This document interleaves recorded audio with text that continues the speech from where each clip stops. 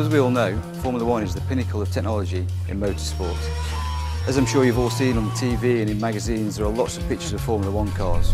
But wouldn't it be really cool if we took a Formula One car and split it and opened it, just like an apple? Here at the Sauber F1 team, that's exactly what we've done. We've cut a car straight down the centre line. It's taken us 2 years, but here it is.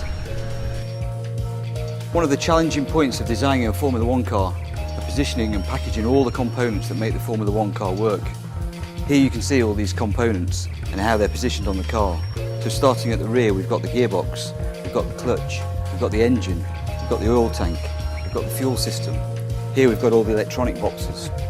And then moving up to the front, we've got all the pedals and the steering system. Now, it's very important on a Formula One car that we keep all the weight very low.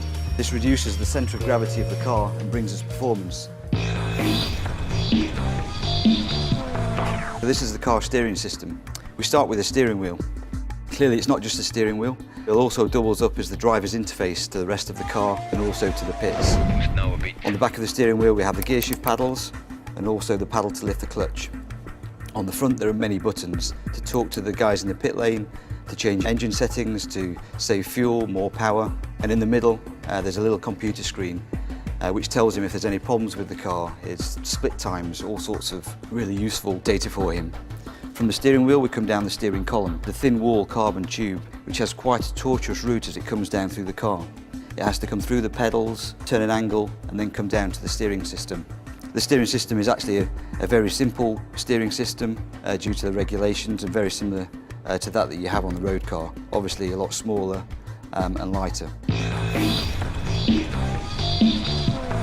Here we have the driver's seat, obviously where the driver sits. And then immediately behind him, probably 50 millimetres away, is where we store the highly flammable fuel in the fuel cell.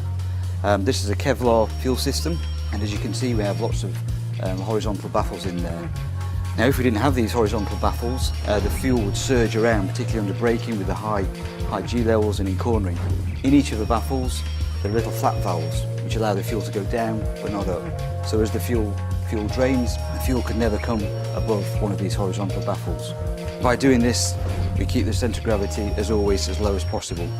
There are also lots of pipes and pumps in here. These are positioned strategically to feed the engine whilst also allowing the fuel cell to breathe. We've spoken about all the technical components on the car and how we position them and package them.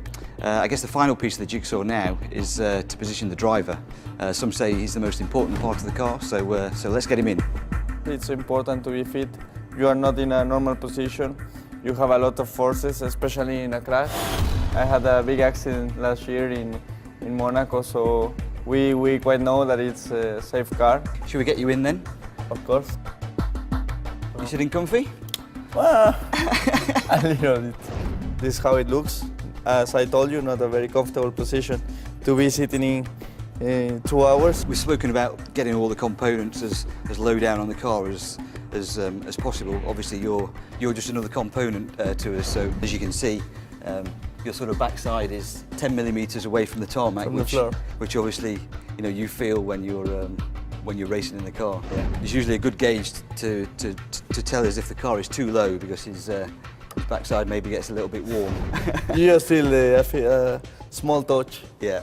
Back there. Yeah. Safety is obviously paramount in Formula One. Obviously, if anything does happen, we have a fire extinguisher system on the car, which sits here, which can either be activated by the driver or the marshals at the track. The actual chassis is one big safe haven for the driver. We make the chassis from carbon and honeycomb, so it's very, very strong and very light. There are many other safety features on the car, such as the head padding to stop the driver's head getting injured. We have crash structures above the driver's head and in front of the driver. And then as we move down the car, we have a crash zone at the front. All this packaging that we've spoken about makes it very difficult to try and find anywhere for my apple to fit, other than this huge void at the front which has to be reserved for the frontal crash test. So anyway, I hope you've enjoyed your tour of a cutaway Sauber F1 car. Thank you very much.